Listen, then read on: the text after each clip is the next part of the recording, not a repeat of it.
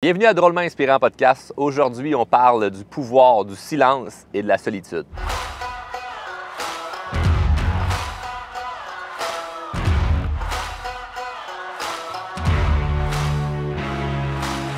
Aujourd'hui, à l'épisode, je vous partage une histoire que je n'ai jamais racontée nulle part, ni dans des anciens épisodes, ni dans une conférence, ni dans des interviews. C'est la première fois que je partage cette histoire-là parce que j'avais peut-être une petite crainte, disons-le vraiment, c'est peut-être le mot à utiliser, une crainte de comment les gens allaient percevoir ça. Parce que j'ai souvent parlé de mon parcours scolaire qui a été un échec. Et souvent, on a mal pris ce que je disais. Et le pouvoir du silence, aujourd'hui, pour moi, c'est un outil qui est incroyable, que j'utilise, mais je l'ai appris à mes dépens. Puis je l'ai appris d'une façon assez particulière que je veux vous partager. Donc, le pouvoir du silence et de la solitude. Comment j'ai appris ça? J'ai appris ça à mes dépens d'une façon super simple. Quand j'étais à l'école secondaire, je me faisais souvent sortir de la classe. J'étais un tannant, j'étais quelqu'un qui dérangeait. Bon, moi, j'étais pas bon à l'école, je comprenais absolument rien, j'étais inintéressé par la matière. Donc, ma façon de pouvoir avoir du plaisir à l'école, parce que j'étais vraiment malheureux, c'était de faire rire mes amis, c'était de déranger. C'était comme ça que j'attirais l'attention.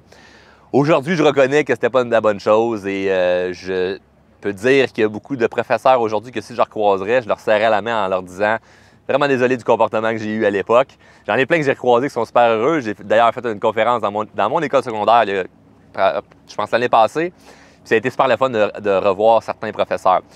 Et ça a été drôle parce que durant la conférence, j'ai fait lever la main aux enseignants. Souvent, dans les conférences, on fait lever la main aux étudiants. Là, j'ai fait lever la main aux enseignants.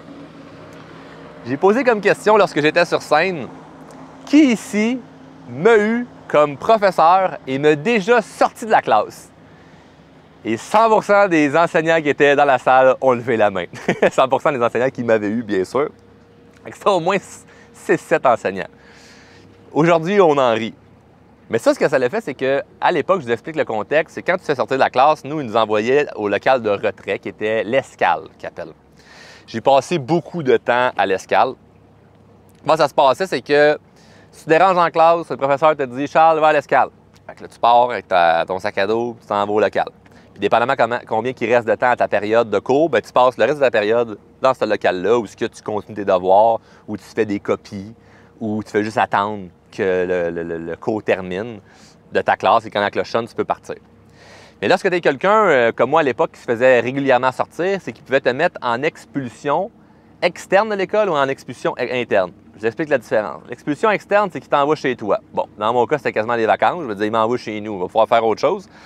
Mais expulsion interne, c'était grave. Ça, c'était pas le fun. Parce que ça veut dire que tu es dans une classe à part. Tu es à l'escale pendant 3 à 5 jours. Donc là, tu es un adolescent, tu as 13, 14, 15 ans. Tu arrives à l'école, tu es avec tes amis. Les classes commencent. Tous les élèves sont dans leur classe. Et toi, ben, tu t'en vas dans ce local-là où c'est peinturé tout en blanc. C'est des cubicules en blanc. Il n'y a pas un bruit. Il n'y a personne qui parle. Tu entends juste le tic-tac, tic-tac, tic-tac de l'horloge. Puis tu as envie de te tuer. C'est pénible comment c'est long. Et là, ben, tu n'as pas les récréations en même temps que tout le monde. Non. Tu as une pause de 5 minutes le matin, un dîner de 25 minutes, puis une pause de 5 minutes en après-midi. Tu vois personne à part les gens qui sont en expulsion interne avec toi. Expulsion interne veut dire que tu es à l'interne de l'école, mais tu es expulsé de ta classe. Fait que là, tu te ramasses avec qui? Tu te ramasses avec des gens qui sont, on va dire, des délinquants. Tu es avec d'autres délinquants. Fait que tu côtoies des délinquants. Et tu es en retrait. Tu fais partie d'une minorité de l'école, parce qu'il n'y a pas beaucoup d'élèves là-dedans. Les délinquants. Vous êtes peut-être 5, 6, 7, 8. Tu dois faire de la copie ou tu dois faire tes devoirs sans avoir l'aide d'un professeur, donc tu es encore moins bon dans ta matière parce que tu n'as pas l'enseignant devant toi qui peut t'aider. Tu as juste voici les devoirs puis arrange-toi avec tes troubles parce que tu es tellement un trouble que tu te débrouilleras avec tes troubles. Et là, ben, tu es encore de moins en moins bon, tu poches encore plus tes examens, tu côtoies des gens qui sont pas bons et ça aurait été facile pour moi de devenir quelqu'un de vraiment enragé envers le système, parce qu'aujourd'hui, quand je repense aux jeunes qui étaient avec moi, qui sont aujourd'hui des adultes, évidemment, bien souvent, c'est des gens qui vont finir en prison ou auront de la difficulté en société, le genre de personnes qui vont s'obstiner avec des policiers ou haïr n'importe qui en politique, peu importe c'est quoi, peu importe c'est qui, des gens qui ont de la difficulté en société, parce qu'ils ont été habitués de crier après le monde, s'enrager, puis si ça ne fonctionne pas, bien, tu te fais sortir de la classe. Il y a une conséquence. T'sais. Fait que là, bien, la conséquence en la société, bien, c'est que tu peux te faire arrêter, tu peux te faire menotter, tu peux te faire pas aimer, ou ça peut finir par avoir un ajustement agressif physique. Moi, je me suis pas rendu là, puis je suis vraiment content parce que j'ai réussi, grâce à la croissance personnelle, à changer. Sauf que là, ce que ça a fait, c'est que d'être expulsé à l'interne de l'école, puis de pas avoir de récréation en même temps que les autres jeunes, en même temps que mes amis, être tout seul, puis pas faire mes devoirs parce que je sais pas ce que je dois faire, bien, je suis en silence constamment. J'entends pas un son et tout ce que je peux, c'est réfléchir. Puis à la fin de la journée, bien, mes enseignants qui viennent me voir me disent « Puis, t'as-tu réfléchi? » Le directeur, directrice d'école vient de me voir « Puis Charles, t'as-tu réfléchi? » Réfléchis à quoi? Réfléchis à ton comportement, réfléchis à ce que tu veux faire plus tard, réfléchis à ne plus reproduire les mêmes conneries que tu faisais. Ça, c'était ma journée à l'école. J'arrive le soir à la maison. Mes parents n'étaient pas du genre à prendre le côté de leur enfant en disant « Ben non, mon enfant, c'est un ange, puis l'école est méchante. » Mes parents, c'était plus l'époque et la mentalité et les valeurs de l'école a probablement raison sur le fait que tu déranges. L'école, tu dois la respecter, tu dois respecter les enseignants, tu dois respecter cette hiérarchie-là. Donc, c'est une bonne affaire que tu sois expulsé de ta classe. As-tu réfléchi? Et là, bien, vu que j'étais en conséquence, en punition à l'école, bien, quand j'arrive à la maison le soir, mes parents, c'était pas le party, ils me disaient pas « Bon, ben va t'amuser avec tes amis, va faire ce que tu veux, ben oui, va faire du 4 roues dans le cours. » Non, non. C'était « Tu restes à la maison, puis tu vas continuer à réfléchir. » Fait que là, ben, ce qui se faisait, moi, j'avais heureusement la chance d'avoir une fermette. Mes parents avaient une fermette. Fait qu'on avait une grande cour, on avait des champs, on avait une forêt. Donc, ce que je faisais, bien, j'allais marcher tout seul, dans le bois, dans le champ, pour réfléchir. Puis à cette époque-là, bien, il n'y avait pas de téléphone cellulaire. Bien, moi, j'en avais pas. J'avais pas de téléphone cellulaire, donc j'avais pas de distraction.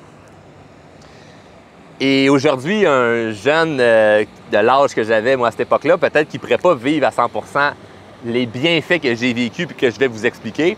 Parce qu'aujourd'hui, on est rempli de distractions. Puis ça aurait été facile de ne pas vivre de solitude, mais ouvrir son téléphone, écrire à un ami, appeler quelqu'un, faire un FaceTime, ouvrir TikTok, ouvrir Instagram, puis être distrait, puis voir quelque chose. Moi, il n'y avait rien. Je suis dans une classe, dans un cubicule, j'entends juste le tic-tac de l'horloge toute la journée. J'ai des pauses de 5 minutes et 30 minutes de dîner. J'arrive chez nous le soir et je me fais encore chicaner. Il faut que je reste à la maison. Mes parents me permettent d'aller dans le cours pour me promener dans le bois. Et je fais juste réfléchir, réfléchir, réfléchir, réfléchir, réfléchir. Jeune, au début, tu ne sais pas trop à quoi tu réfléchis. Et même, tu peux être frustré. Tu peux être frustré envers tes parents, frustré envers le système, frustré envers tout le monde. Mais bon, j'étais quand même déjà un petit gars intelligent. Je comprenais qu'il y avait un problème dans mon comportement. C'est juste que je voyais pas comment je pouvais faire différemment. Et le fait d'être dans un silence total a fait en sorte que, bien, à force de réfléchir, réfléchir, réfléchir, réfléchir, à un moment donné, il m'est venu certaines idées de « bien, j'ai envie de quoi, moi, dans la vie? Qu'est-ce que j'ai envie de la vie? » Puis ce que ça l'a fait, c'est que le fait que je sois... j'ai eu une espèce d'oppression où on était vraiment sur mon cas, où ce que mes parents étaient sur mon dos, l'école était sur mon dos. Ça l'a fait en sorte que j'ai trouvé certaines astuces sur comment je pourrais réussir en dehors d'avoir l'aide de mes parents et l'aide du système. L'aide de l'école, l'aide du système, ça peut être n'importe quoi. N'importe quoi que le système t'a fourni. Comment je peux faire pour être indépendant? Comment je peux faire pour réussir moi-même sans être dans l'idée que je vais avoir besoin des autres? Et d'être dans cette espèce d'énergie-là où je suis seul et je suis dans le silence, je réalise aujourd'hui que ça a eu un impact très positif dans ma vie. Au début, ça a été difficile parce que c'était une obligation, mais aujourd'hui, ça en est une routine pour moi. Où c'est plus une obligation, c'est plus quelque chose que je me dis « OK, aujourd'hui, je dois passer un 15-20 minutes tout seul, en silence, pour bien réfléchir. » Non, non. Aujourd'hui, je dois. Je dois avoir des moments de solitude.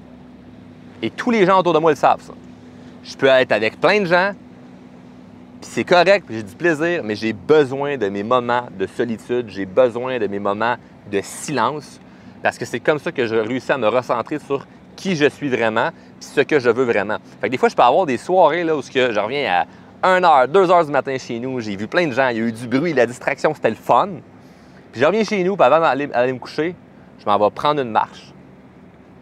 Sans écouteurs, pas de musique, pas de podcast, pas de regarder des vidéos, mon téléphone, mes messages, non, rien. Pas de téléphone, rien. Je marche pendant 15-20 minutes, c'est pas super long, là. 15-20 minutes et je fais juste réfléchir. As-tu réfléchi, Charles? C'est ça que je me faisais dire. Par les profs, par mes parents, as-tu réfléchi? Avant, je ne savais pas à quoi réfléchir. Aujourd'hui, je le sais à quoi réfléchir. Fait que je réfléchis à qu'est-ce qui fait du sens dans ma journée. Je réfléchis à les gratitudes que j'ai. Je réfléchis à ce que j'ai envie de vivre dans le futur, qui j'ai envie d'être comme personne. Et vu que je suis 100% seul avec moi-même, bien, c'est là que j'ai les vraies réponses. Parce qu'on est super influençable. Si je passe 5-6 jours avec une personne qui mène un certain style de vie, qui prend certaines décisions, je vais finir par m'adapter un peu à son style de vie, à ses décisions. Des fois, ça peut être vraiment positif. Des fois, ça peut être un peu moins. Mais peut-être que même si c'est positif temporairement, peut-être que c'est pas réellement ce que j'ai envie d'avoir. Et pose-toi la question, où est-ce que tu es présentement? Est-ce que c'est vraiment toi qui l'as décidé? Est-ce que c'est vraiment toi qui l'as choisi ou tu as été influencé par quelqu'un? Peut-être que tu as été influencé par quelqu'un puis c'est inconscient. Mais prends conscience de ça. Et comment tu vas prendre conscience de ça? C'est dans le silence et la solitude. Passe un peu de temps seul. Passe un peu de temps seul à réfléchir. Je ne dis pas qu'il faut constamment être seul. Je ne dis pas qu'il faut constamment être dans du silence. Si j'avais à toujours être dans du silence puis toujours être seul, je virerais fou, je m'ennuierais, je trouverais ça difficile. Mais j'apprécie les moments avec les autres parce que je m'accorde des moments seuls avec moi-même. Et je t'accorde à prendre des moments seuls avec toi-même. Prends des moments avec toi-même. Il faut que ça devienne une obligation où il y a des moments où tu es seul avec toi-même et des moments où tu es dans un silence. Et peut-être qu'il y a des journées qui vont être plus difficiles. Maintenant, qu'est-ce que tu peux faire si tu es dans une journée qui est plus difficile? Ce que tu peux faire, c'est de revenir, et ça, on en parle dans le yoga, on en parle dans la méditation, tu peux revenir simplement à ta respiration. Parce qu'il y a des journées où tu vas avoir du bourdonnement mental. Tu as des journées où tu vas avoir eu plus de stress. Tu as des journées où il va y avoir eu plus de problèmes. Dépendamment de ton énergie de ta journée, ça se peut que le moment en silence soit plus facile et des fois plus difficile. Puis c'est normal. C'est tout à fait normal. Moi, il y a des moments où je suis en silence et j'ai juste envie de prendre mon téléphone et regarder ce qui se passe. J'ai juste envie de me distraire. J'ai juste envie d'appeler quelqu'un. Je me dis, non, je m'ennuie, il faut que je fasse quelque chose. Et dans un monde rempli de distractions, dans un monde rempli de bourdonnement, rempli de vagues qui nous brassent de gauche à droite. Si vous écoutez en vidéo, si vous regardez en vidéo, vous le voyez ce qui se passe en ce moment. Si vous êtes à l'audio, dites-vous qu'il y a bien des vagues en ce moment sur l'eau. Mais c'est la réalité. Il y a des vagues partout. Ça nous brasse, ça nous brasse, ça nous brasse. À un moment donné, on va être rendu OK, il n'y en aura plus des vagues. On peut-tu prendre un moment pour respirer? On peut-tu prendre un moment pour juste réfléchir? Puis ça va faire toute une différence. Parce que c'est vraiment dans ce moment-là où je suis seul avec moi-même, où je suis en train de réfléchir, où je suis dans le silence, que je peux vraiment revenir à ce que j'ai vraiment envie, à qui je suis vraiment. Et peut-être que si tu n'as jamais expérimenté ça au début, je t'avertis, tu peux peut-être vivre un peu d'anxiété. Tu peux peut-être te sentir un peu stressé parce que c'est pas normal d'être dans un silence. C'est pas normal de ne pas être distrait. Et ça, ce que ça veut dire, c'est que tu as peut-être développé, sans le vouloir, avec le temps, une addiction à être distrait, une addiction à ne pas penser réellement à ce que tu veux, une addiction à fuir ce qui se passe autour de toi. Parce que lorsque tu es constamment avec des gens, constamment en train de regarder ton téléphone, constamment en train de faire quelque chose, tu es dans une addiction de juste faire, et peut-être que tu suis quelque chose que tu n'aimes pas. Je l'ai vu plein de fois avec plein de clients. Il ne faut pas se sentir mal. J'ai été là-dedans moi aussi et aujourd'hui, je réalise, après avoir médité sur le sujet, que le fait d'avoir vécu jeune une obligation d'être dans du silence et d'être dans une solitude a fait en sorte que toute ma vie, j'ai pratiqué ça sans le savoir. Il y a des moments où je prenais moins le temps d'être dans du silence ou de la solitude, c'est les moments où je prenais les moins bonnes décisions. Je répète, les moments où je ne prenais pas le temps d'être dans du silence ou de la solitude, c'est les moments où je prenais les moins bonnes décisions. Pourquoi? Parce que je suis distrait, parce que je pense à plein de choses, je ne suis pas focus, J'ai manque de clarté. Il y a plein de choses que je sais que je devrais faire, mais je ne les fais pas parce que là, ah non, mais on va mettre ça plus tard, ça c'est plus tard, ça c'est plus tard, ça c'est plus tard. Si je prends les moments de silence et de solitude, je reviens à vraiment qui je suis. Ça fait du bien, ça calme l'esprit, tu dors mieux, puis ça t'amène une meilleure hygiène de vie. Puis je suis content d'aujourd'hui d'avoir la clarté de pouvoir vous partager de où ça vient. Puis ça ne vient pas de quelque chose nécessairement de positif. Parce que les 6 années que j'ai été à l'école, puis je me suis fait expulser pendant 6 ans, ça a été 6 ans, je ne sais pas combien d'heures, j'ai passé à être tout seul dans une classe, dans un coin, à juste entendre l'horloge, être carrément dans une prison. Je pourrais quasiment dire que j'ai fait de la prison. C'était une prison. Puis je ne suis pas victime de ça. J'avais pas un bon comportement, donc on me mettait là. Mais j'étais dans une espèce de prison, puis ça faisait en sorte que, aujourd'hui, je réalise que ça a été une bonne chose pour moi de vivre ça. Parce que j'ai réussi à bien me recentrer sur ce que j'ai envie et non de juste être frustré puis de rester dans une victimisation, de me dire, bon, mais le système est contre moi puis j'ai juste envie de me révolter. Donc, je ne me révolte pas envers les autres. Je décide de prendre responsabilisation de ma vie, de mes décisions, de qu'est-ce que je dois faire. Puis peut-être des choses que tu sais que présentement que tu dois faire, peut-être que tu ne le sais pas. Puis si tu ne le sais pas, bien, je t'encourage fortement à commencer à prendre des moments de solitude. Maintenant, le framework, la façon que tu peux commencer à faire ça, commence par simplement 10 minutes. Time-toi. Prends ton téléphone, mets un timer, puis tu prends 10 minutes où tu es assis, puis tu regardes un paysage, ou tu prends une marche. Mais le plus possible que tu peux faire, pas je fais le ménage de mon garage en même temps, je range mon auto.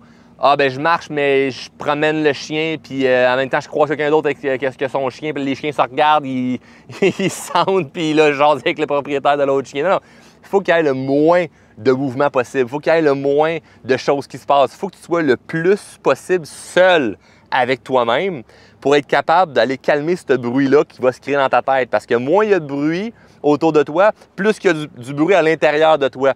Plus qu'à l'extérieur de toi, c'est calme, plus qu'à l'intérieur de toi, ça peut devenir une petite tempête qui est tout à fait normale, dépendamment de ton niveau de stress, ton énergie et ton bourdonnement mental de la journée. Donc, il faut que tu sois dans un environnement où il y a le moins de choses possibles, que tu vois le moins de gens, que tu sois vraiment dans du silence et de la solitude. Et c'est là que tu vas pouvoir vivre la magie de ces bienfaits-là. Je t'avertis, ça se peut que tu commences à faire ça, puis que tu ne vois pas le bienfait, puis tu te dises, ben non, moi, ça fait que me stresser encore plus. C'est parfait. Ça veut dire que c'est un enjeu à régler. Puis il faut que tu le règles, cet enjeu-là. Parce que tu n'as aucune idée à quel point ça peut t'aider de réussir à calmer ce bourdonnement-là mental à force de faire l'exercice. Commence par 10 minutes. Un 10 minutes de silence, tu peux être assis dans ta cour arrière, marcher dans un parc, mais tu t'arranges pour aller dans un endroit où il y a le moins de distractions possible. Tu fais un 10 minutes, puis tu fais ça chaque jour. 10 minutes à chaque jour, c'est faisable. Si tu dis, Charles, je travaille beaucoup, j'ai pas le temps, fais-le le soir en venant travailler. Ou le soir avant de te coucher. Juste 10 minutes. Puis à chaque semaine, rajoute 5 minutes. Après 2 semaines, tu es rendu à 15 minutes. 3e semaine, 20 minutes. Ainsi de suite. Puis à un moment donné, tu vas arriver à 30 minutes. Puis moi, 30 minutes, c'est le chiffre qui me satisfait. Je n'ai pas nécessairement besoin d'avoir plus que 30 minutes de silence dans une journée pour vivre ce bienfait-là. Il y a des gens qui vont dire, moi, je vais faire 1 heure, Charles, en mode méditation. Ou moi, Charles, je vais faire 2 heures de yoga dans une journée. C'est une forme de silence et de solitude. Mais moi, je ne ressens pas que j'ai besoin de faire le 1 heure. Je vais faire des 1 heure de yoga 1 à 2 fois par semaine. Je vais faire de la méditation 1 fois aux 2 semaines. Je vais prendre des moments où je me concentre sur ma respiration un petit peu à chaque jour, à coup de 2-3 minutes à chaque 2-3 heures, où je reviens juste à ma respiration, parce que je pense que c'est super important de souvent revenir à sa respiration. Ça te permet d'être plus concentré. Mais le moment de silence et de solitude, il est primordial. C'est super important de pouvoir faire ça. Et c'est le genre de choses que tu vas moins voir en croissance personnelle venant de coachs qui ont un peu le casting que j'ai, c'est-à-dire, bon, on prend action, on sait où qu'on s'en va, go, go, go, on réussit, on fait des choses, on prend action, on brasse des trucs, puis let's go. Puis souvent, c'est beaucoup dans la pensée plus spirituelle, dans les gens qui vont parler de méditation. C'est plus là-dedans qu'on va voir ça. Donc, si tu n'es pas habitué à ce genre de discours-là, si tu n'es pas habitué à prendre des moments de silence, ben peut-être que je suis le premier à t'en parler, ou peut-être que tu as déjà entendu des gens en parler, peut-être que tu te disais, ah ben non, moi ça me tente pas, je verrai pas le bienfait. Moi, je peux te garantir qu'il y a un bienfait à avoir des moments de silence. Donc moi, je le fais à chaque jour, puis aujourd'hui, c'est un moment que je suis content de le faire. C'est devenu une habitude à force de l'avoir pratiqué pendant plusieurs années, mais je l'ai pratiqué au début à mes dépens. Donc, ne te rends pas à pratiquer ça à tes dépens, ne te rends pas à avoir un mauvais comportement, puis aujourd'hui faire la prison que moi j'ai faite. Bon, j'étais chanceux, j'étais mineur, puis c'est à l'école, mais aujourd'hui, je suis très reconnaissant d'avoir vécu ces moments-là que je détestais au moment où je le vivais. Mais aujourd'hui, je peux avoir que de la reconnaissance d'avoir vécu des moments de solitude, de silence obligé, puis de me faire dire « As-tu réfléchi? » Pas comprendre à quoi je devais réfléchir. Parce que sans le savoir, les gens qui m'ont imposé ça à l'époque ont fait en sorte qu'aujourd'hui, je prends des moments de silence et je me pose la question « As-tu réfléchi? J'ai-tu pris le temps de réfléchir aujourd'hui? » Il y a un livre merveilleux qui s'appelle « Réfléchissez et devenez riche ». Si tu es adepte de croissance personnelle, tu as sûrement déjà lu ce livre-là. Et le secret de ce livre-là, de Réfléchissez et devenez riche, je vais vous le dire tout de suite, le secret du livre, il est dans le titre. Réfléchissez et devenez riche. Tout ce qu'il va dire dans le livre, c'est super intéressant. C'est tous des choses que tu peux faire ou ne pas faire, puis tu peux réussir à attirer de l'abondance de toutes sortes dans ta vie. Réfléchissez. C'est la meilleure chose. Et comment tu réussis à bien réfléchir, c'est pas en écoutant plein d'épisodes de podcast nécessairement, même si c'est super bon ce que tu fais présentement. C'est pas en écoutant plein de vidéos, c'est pas en étant distrait, c'est pas en parlant à plein de gens. Tu réussis vraiment à te rapprocher de l'abondance que tu veux créer dans ta vie quand tu apprends à réfléchir. Puis à réfléchir par toi-même, dans le silence et la solitude. Sur ce, je ne parle pas plus longtemps. Je t'invite à aller dès maintenant prendre ton 5 minutes, 10 minutes, 15 minutes de silence et de moments de solitude. Si tu ressens un certain stress pendant que tu le fais parce que tu n'es pas habitué, reviens à ta respiration, respire calmement, puis on s'en reparle. Si tu as des détails ou des idées ou des anecdotes que tu veux me partager par rapport à cette nouvelle routine que tu vas commencer, je t'invite à m'écrire sur Instagram. Tu pourras me partager qu'est-ce qui s'est passé, les idées que tu as eues. Y a-t-il des choses que tu as aimées, y a-t-il des choses que tu as moins bien aimées? Ça me fait plaisir de te lire et de te répondre. Sur ce, bonne méditation.